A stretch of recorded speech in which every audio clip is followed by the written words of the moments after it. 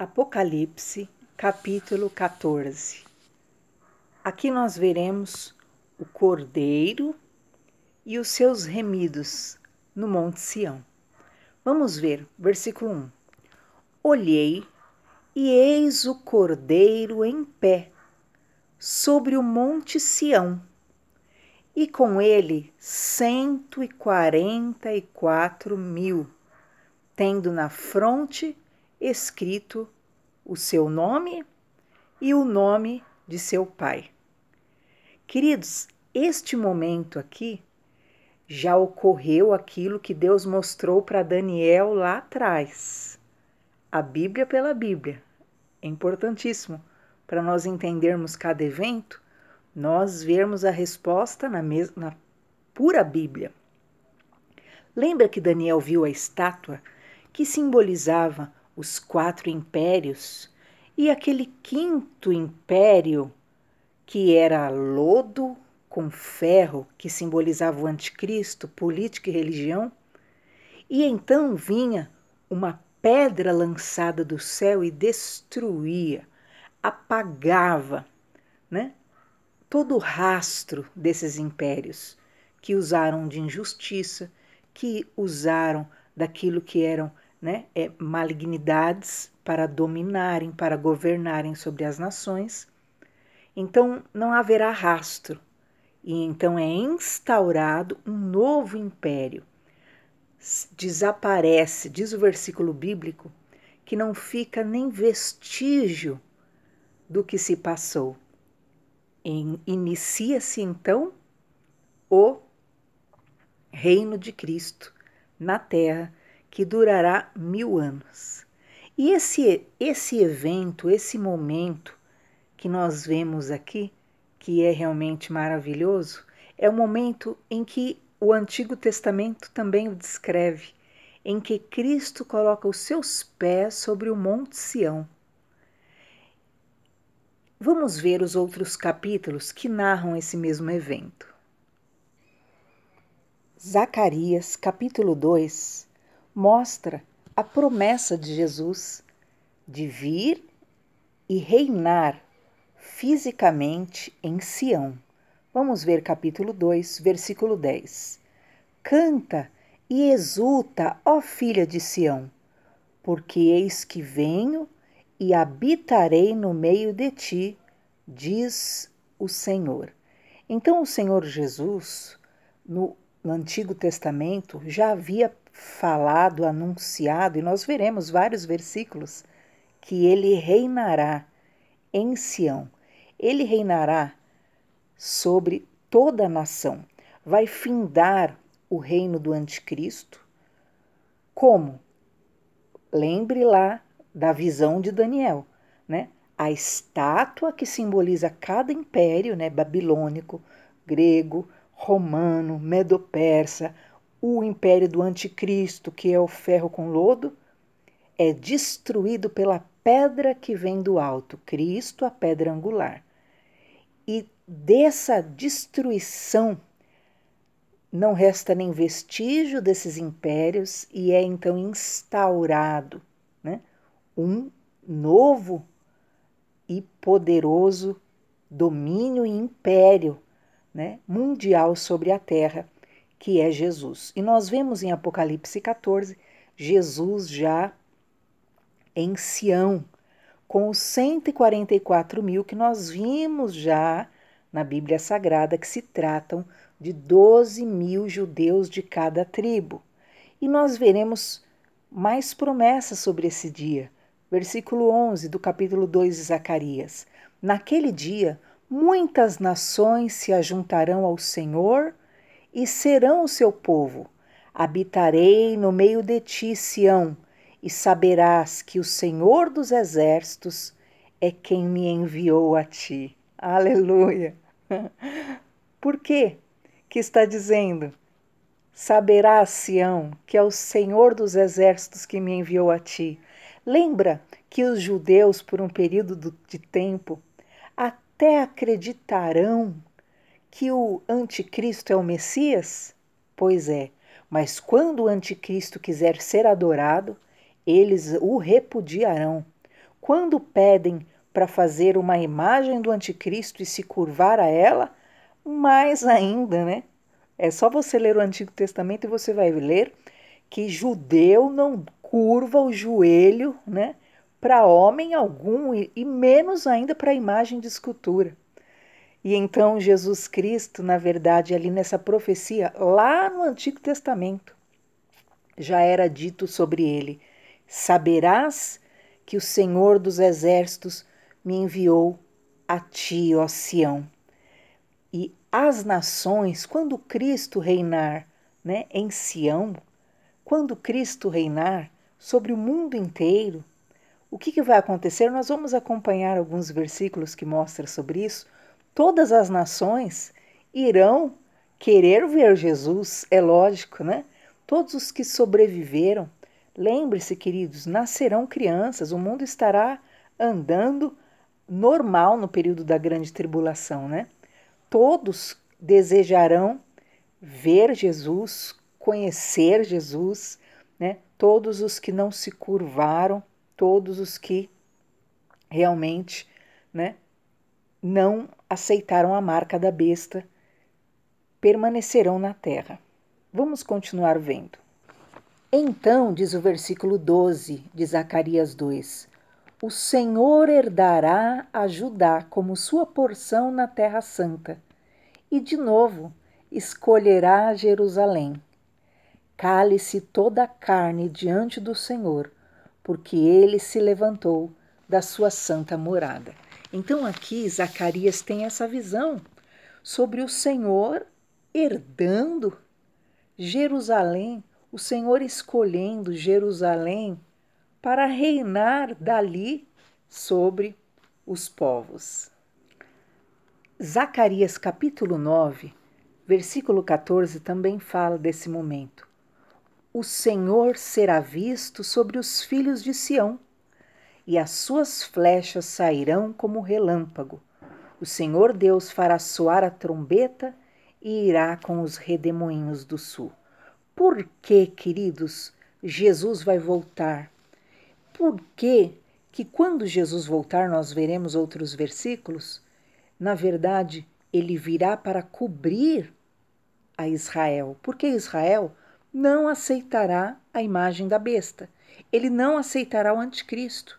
E então o anticristo, que já terá, né, como nós vimos, né, por 3 anos e meio pisado, profanado Jerusalém, né, permitido aquilo que era, né, a entrada de todo tipo mesmo, né, de pessoas ali no meio para profanarem, ele, porque os judeus não aceitam, ele intentará invadir Jerusalém para matar mesmo, para exterminar, porque Jerusalém, queridos, é a maior marca, né, de Jesus Cristo na terra. É a maior marca dos princípios divinos. E ele quer apagar Israel da face da terra, assim como eles não têm apagado, né? Incendiado igrejas memoráveis, igrejas lindíssimas que eram antigas, né? É isso. Como Israel se nega a se curvar ao anticristo, ele intentará invadir Israel para simplesmente aniquilar toda a lembrança de Jesus Cristo, toda a lembrança de Deus, dos princípios da palavra, das doutrinas bíblicas. E nesse momento, queridos, é um momento em que Jesus Cristo volta de forma visível, que diz tantos versículos na Bíblia, e todo olho o verá. Por isso que lá em Apocalipse 14, Jesus está sobre o Monte Sião com os 144 mil. É importante você entender por quê, né? O que Jesus está fazendo ali? Diz o versículo 16 de Zacarias 9: o Senhor, seu Deus, naquele dia os salvará, como ao rebanho do seu povo, porque eles são pedras de uma coroa e resplandecem na terra dele. Então o Senhor Jesus vem para salvar Israel das mãos do anticristo, para salvar Israel das mãos realmente deste que quer destruir, né, todo o memorial eterno do Senhor. Mais para frente nós veremos no próprio Apocalipse descrevendo esse momento dessa grande batalha, ok? Que é considerada a batalha importantíssima na volta de Jesus Cristo, quando ele mata o anticristo e o falso profeta. Mas eu não vou contar agora. Vamos ver ainda por que Jesus está ali no Monte Sião, com os pés sobre o Monte Sião. Zacarias, capítulo 14, versículo 9 diz: O Senhor será rei sobre toda a terra. Naquele dia, um só será o Senhor, e um só será o seu nome. Então, Jesus Cristo literalmente vai reinar de Jerusalém, e como disse aqui, o Senhor será rei sobre toda a terra. O anticristo terá ali reinado durante 7 anos sobre toda a terra. O Espírito Santo saiu, né? Foi embora da terra, levando os puros, os alinhados realmente na fé com Jesus. Aqui na terra ficou a grande tribulação e o diabo reinando como bem lhe convinha no período da grande tribulação. Mas como, né, é determinado 7 anos, né, para ele, até esses 7 anos, ele pintou e bordou, perseguiu, fez guerra aos que creem em Deus, fez guerra, perseguiu, blasfemou de Deus, né? Gerou toda a ilegalidade, mudou as leis. Vocês viram lá no livro de Daniel, né? Que ele vai mudar as leis, ele vai mudar os tempos, acabou com o calendário cristão, né? Não será mais 2020, 2030 depois de Cristo, não, ele acabou. Ele quer acabar com qualquer memória de Jesus na terra. E então, depois desses 7 anos do reinado, né, desse governo mundial do anticristo, então Jesus vem e ele derruba, ele vence a Satanás. Eu vou contar, né, como ele vence ao anticristo. Só com o sopro da boca dele, nós vamos ver ainda, Apocalipse vai nos contar esse momento, né? O anticristo e o falso profeta são lançados no lago de fogo e Satanás é aprisionado por 1000 anos. Depois nós vamos chegar lá. E então se cumpre Zacarias 14:9. O Senhor será rei sobre toda a terra naquele dia. Um só será o Senhor e um só será o seu nome. Então o Senhor começa o seu reinado, que é chamado do milênio, o seu reinado de 1000 anos sobre toda a terra. Vocês viram o que disse no capítulo 2, no versículo 11? Naquele dia, muitas nações se ajuntarão ao Senhor e serão meu povo, e habitarei no meio de ti. Então, todas as nações se ajuntarão, né? Querendo realmente andar à sombra, à luz de Jesus, que estará reinando ali em Jerusalém. E diz então, né, para você entender bem como é esse reino poderoso de Jesus, todos os que restarem, entenda, todos os que restarem. Por quê? Porque milhares e milhares serão mortos realmente, né, porque optaram por adorar, por receber a marca da besta. Todos os que restarem de todas as nações que vieram contra Jerusalém subirão de ano em ano para adorar o Rei, o Senhor dos Exércitos, e para celebrar a festa dos tabernáculos. Então Jesus estará reinando ali em Sião. E todo ano, né, os que restarem, os que sobreviverem a toda essa grande tribulação que ocorrerá na terra, eles irão lá em Jerusalém, né, para ver Jesus de todas as nações. Veja lá, Zacarias capítulo 14, versículo 16. Irão a Jerusalém de todas as nações, os que restarem, os que não foram mortos, é lógico, é óbvio, né? Todos os que sobreviverem à grande tribulação subirão de ano em ano para adorar o Rei, o Senhor dos Exércitos, que estará reinando em Jerusalém. Lembre-se que havia já a promessa para Sião. Olha, ó Sião, alegre-se, porque está chegando o teu rei montado num jumentinho. Lembra dessa promessa? Está aí no livro de Zacarias. Só que na época, Sião, lá queria, né, um rei montado num jumentinho, e Jesus entrou assim realmente, né? Para depois vir em glória. Agora ele vem em glória para reinar literalmente sobre todas as nações. O Senhor Jesus, versículo 9, será o rei de toda a terra. Inicia-se o milênio. E então, por isso que Jesus está, como viu João, em pé sobre o Monte Sião, porque ele está ali realmente já reinando, e com ele os 144 mil. Lembre-se que os 144 mil, né, como diz aqui, tendo na fronte escrito o seu nome e o nome do seu pai, né? Então, vem escrito assim, o nome do Senhor Jesus e o nome do Pai eterno, né, que é Jeová, né, o nosso Senhor Deus Todo-Poderoso. Esses 144 mil estão agora ali junto com Jesus, que está reinando literalmente, queridos, é fisicamente. Amém? Tanto que todas as nações irão lá. Só você não aceitar a marca da besta se você estiver na terra e sobreviver, que você também vai lá todo ano ver Jesus face a face, porque ele estará reinando literalmente e receberá as nações. Ouvi, João dizendo, versículo 2, uma voz do céu como voz de muitas águas, como voz de grande trovão. Também a voz que ouvi era como de arpistas quando tangem a sua harpa. Entoavam um novo cântico diante do trono, diante dos 4 seres viventes e dos anciãos.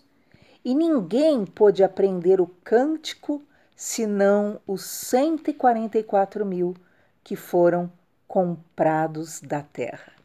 Então agora João vê Jesus no Monte Sião, porque é ali que ele vai reinar sobre a terra, dali ele já tomou o trono, e ele vê os 144 mil. Quem são?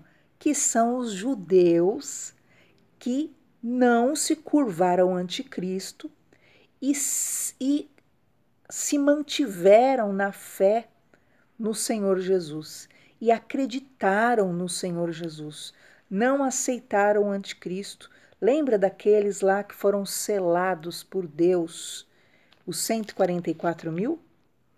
Lá do capítulo 7 de Apocalipse? Pois é, são os mesmos. E eles, queridos, eles cantam um cântico único que ninguém, nós os gentios, nós os que não somos judeus, né? Que acreditamos em Jesus, mas não somos os judeus, nem nós que estaremos salvos pela fé no Filho de Deus, né? Nem nós saberemos esse cântico. Eles cantarão um cântico, um louvor, né? Uma adoração de gratidão, né? Que ninguém saberá cantar o mesmo cântico que eles tornarão um grande coral realmente para adorar o nome do Senhor. Eles entoavam diante do trono esse grande cântico. Estes 144 mil, que são os judeus, 12 mil de cada tribo, repito, conforme Apocalipse 7, eles estão salvos, estão diante de Deus, porque eles não aceitaram a marca da besta e eles realmente são os que acreditaram e mantiveram a fé no único Deus. Estes são os que não se macularam com mulheres, porque são castos. Então eles foram pessoas realmente consagradas, entregues ao Deus único. Eles já se determinaram a serem pessoas realmente que pertenceriam ao Senhor. Se você vai em Israel, queridos, você vai ver muito isso. Quantos jovens ali que você vê que eles são consagrados.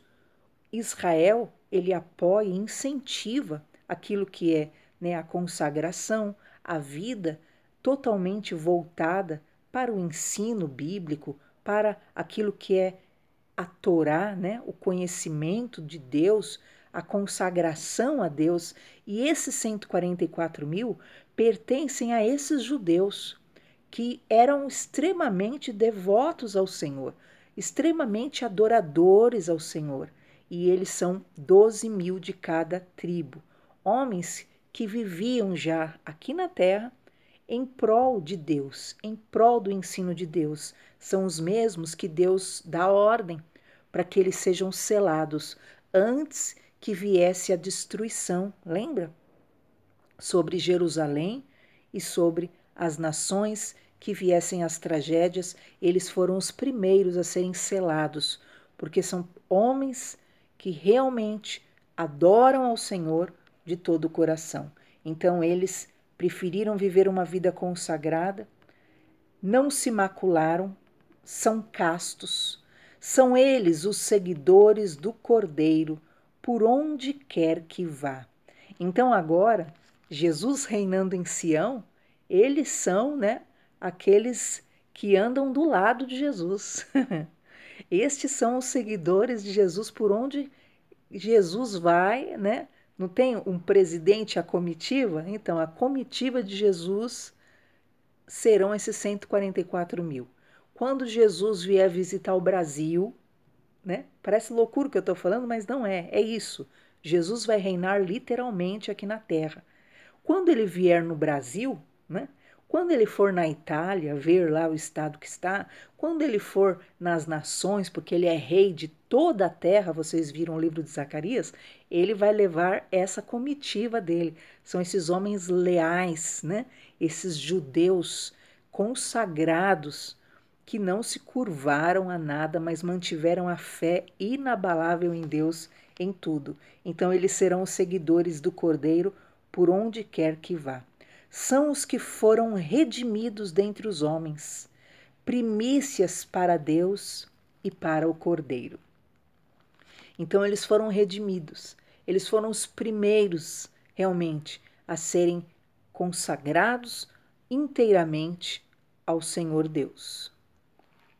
Então, no período da grande tribulação, eles serão os primeiros a serem marcados, por isso eles são as primícias do Senhor que se negarão realmente, literalmente, a se curvar ao anticristo e a adorá-lo, ou adorar qualquer outro Deus que não seja o Deus eterno, Criador dos céus e da terra. Eles foram redimidos, neles não se achou mentira, nem na boca deles mácula alguma. Então, eles realmente são homens consagrados de todo o coração diante do Senhor. Perceba, querido, que o Cordeiro e esses 144 mil fiéis seguidores, eles são o contraponto da besta e os adeptos que nós vimos no capítulo anterior.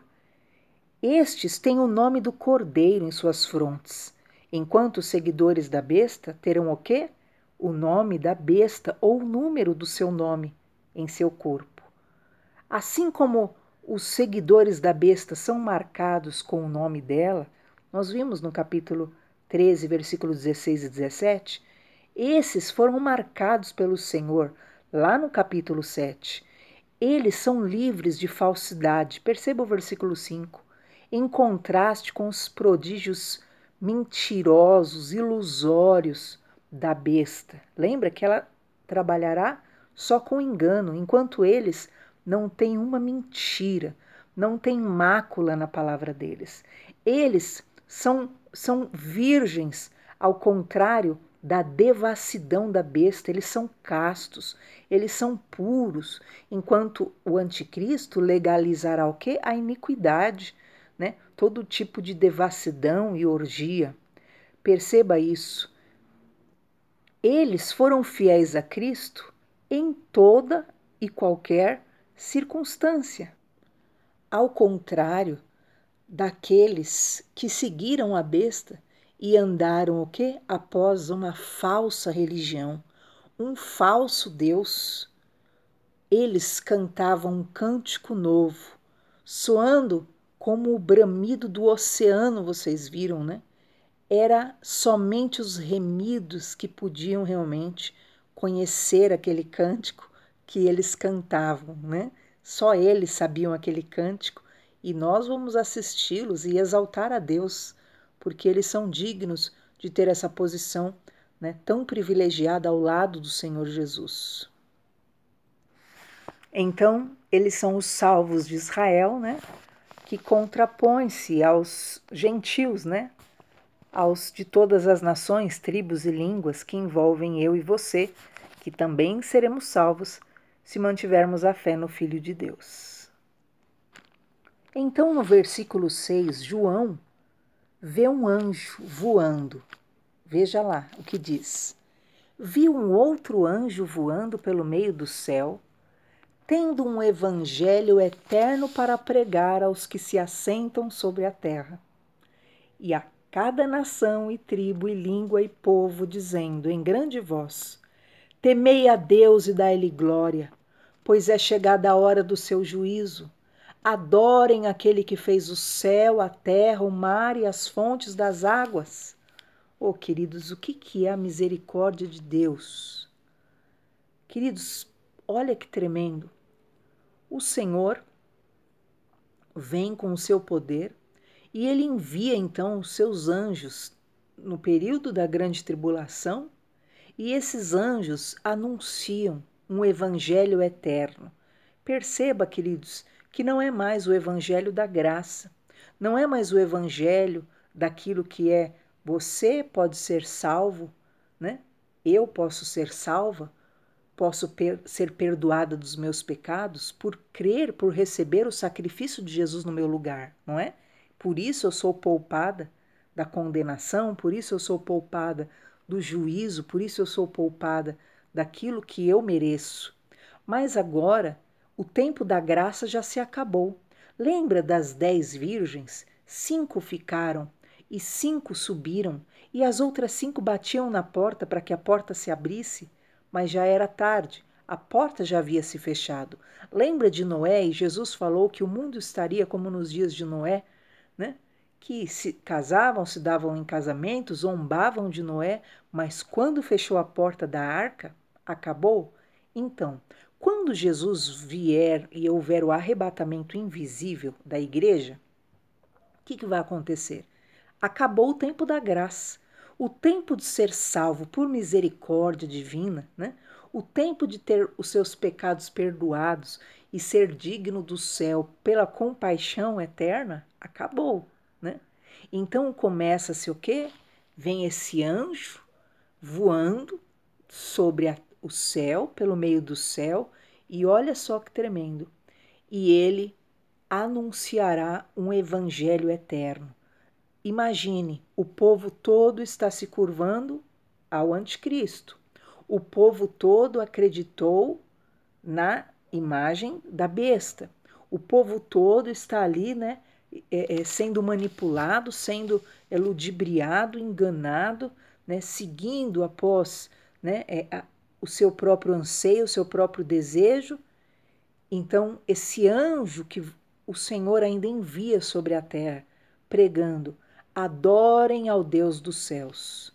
Olha o que ele dizia em grande voz: temam a Deus, deem glória a Deus, pois é chegada a hora do juízo. Adorem o Deus que fez o céu, a terra, o mar e as fontes das águas, querendo dizer, não adorem a besta, não adorem o anticristo, não adorem a Satanás, creiam em Deus, temam a Deus, ao Deus dos céus. O anticristo estará incentivando, blasfemando, incentivando as pessoas a abandonarem a fé.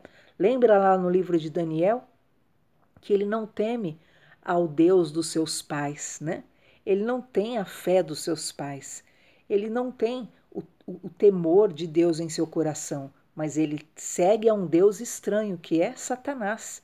Então, ao mesmo tempo que ele está lá pregando contra o Deus dos céus, Criador eterno, ao mesmo tempo que ele está anunciando e tentando fazer com que as pessoas quebrem a aliança com Deus, abandonem a fé, o Senhor, por misericórdia, estará enviando sobre a terra esses anjos dele, esse emissário dele, né? Para anunciar: temam a Deus, porque o juízo chegará. Temam ao Deus que criou os céus e a terra. Quer dizer, não aceitem outro Deus, não se curvem a outro Deus. Então, no período da grande tribulação e no período também até do milênio, né? Quando Jesus estiver na terra também reinando, este é o evangelho que passa a ser pregado. A boa notícia é essa: temam a Deus, voltem o coração de vocês para o Deus único, porque é Ele que fez os céus e a terra, porque só Ele é Deus. Nós vimos lá em Zacarias que diz que o Senhor reinará e só o Senhor será Deus. Então é lógico, né, que as pessoas saberão quem é o verdadeiro Deus, aqueles que restarem, porque lembra, serão tantas tragédias no período da grande tribulação que milhares e milhares serão mortos, e daqui a pouco você vai ver que começará a haver as 7 pragas ainda do Apocalipse. Versículo 8.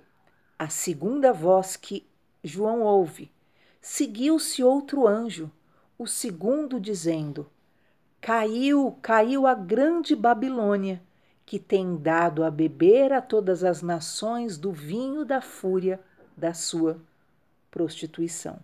Então, neste segundo momento, João ouve outra voz. Primeiro ele ouve a voz deste evangelho eterno que era pregoado sobre o mundo para que as nações e povos adorassem a Deus e não se rendessem ao enganador, ao adversário que é Satanás.